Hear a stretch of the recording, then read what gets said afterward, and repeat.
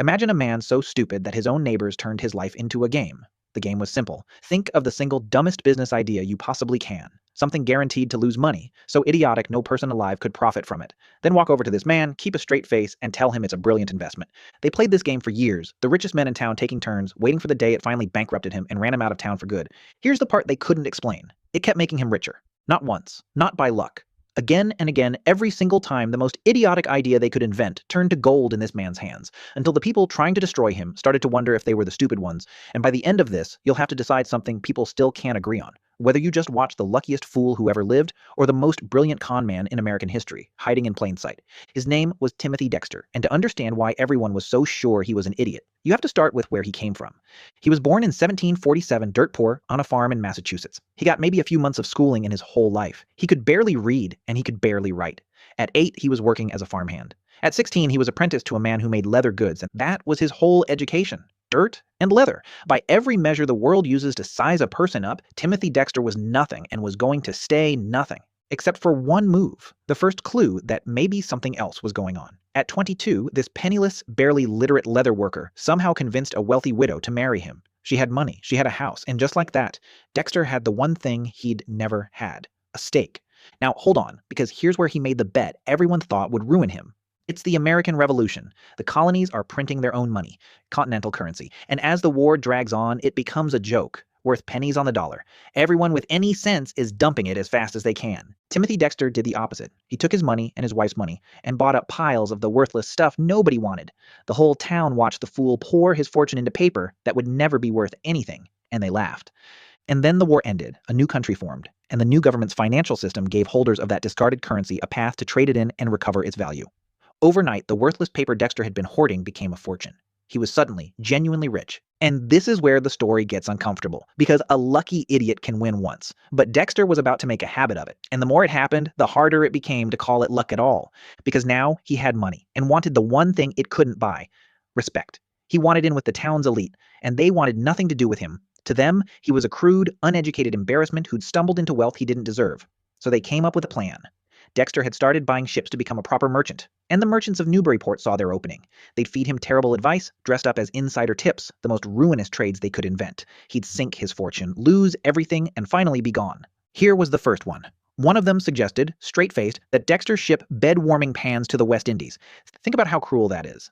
A bed-warming pan is a metal pan you fill with hot coals to warm a freezing bed on a New England winter night. The West Indies is a tropical paradise where it is never cold.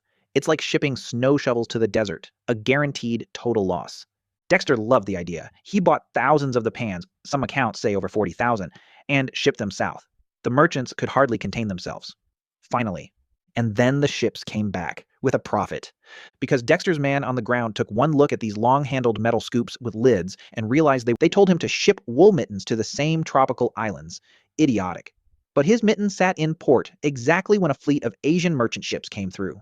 Ships headed to cold Siberia, who bought the whole lot. They told him to ship stray cats to the Caribbean, a ship full of cats. What could be dumber? Except the islands were in the middle of a rat infestation, and the cats sold at a premium as pest control. And at this point, something changed. They weren't laughing at Dexter anymore. They were starting to study him, uneasy, because somehow every attempt to prove he was an idiot kept turning into evidence that he wasn't. So they stopped trying to be clever and reached for the most obviously, definitively stupid idea that had ever existed.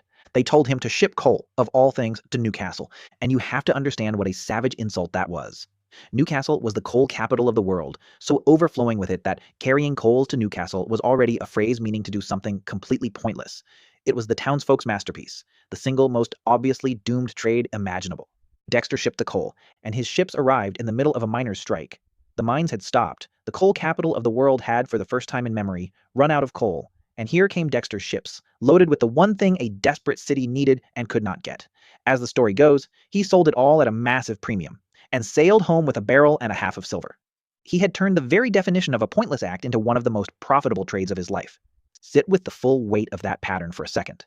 Every single time, the currency, the pans, the mittens, the cats, the coal, the worst idea in the world made him richer.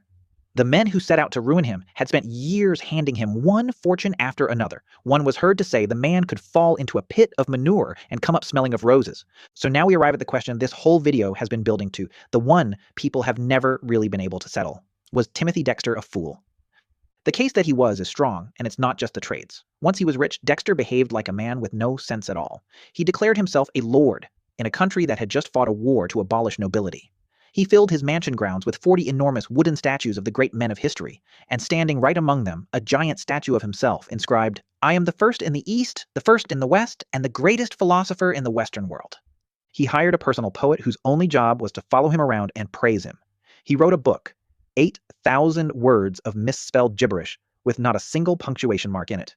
And when readers complained they couldn't understand it, Dexter printed a new edition with an extra page at the back containing nothing but a block of punctuation marks, with a note telling readers to his words, "Peeper and salt it as they please. Sprinkle them in wherever you like." And near the end of his life, Dexter faked his own death, staging a full funeral, complete with a coffin, just to see how many people would mourn him. Around 3,000 showed up, and Dexter, very much alive, watched the whole thing from hiding, furious by his own account that his wife wasn't crying nearly hard enough. That is not on its face the behavior of a stable genius. But, and here is the honest turn, look again at everything he did, and a different man appears underneath. The currency bet wasn't insane. It was a bold gamble on the new nation honoring its debts. The absurd trades all shared one quiet thing. They worked because of timing, clever agents on the ground, and a man willing to take risks sensible people were too proud to touch. And the outrageous behavior, the lord title, the statues, the fake funeral, the book, every one of those stunts got him the thing he'd been denied his whole life. Attention, his name everywhere, on everyone's lips. The fool, it turns out, understood publicity 200 years before it had a name. So which was he? And the only honest answer is that we'll never know. And that's the whole point of him. Maybe he was a genuine idiot the universe refused to let fail. Maybe he was a sharp, strange man who figured out that if the elite won't let you in the front door, you buy your way to immortality by becoming the greatest spectacle anyone's ever seen. Or maybe the reason he kept winning is the exact same reason they all called him a fool. He was the one man in town willing to do the thing everybody knew was stupid. Because everybody knew you couldn't sell coal to Newcastle.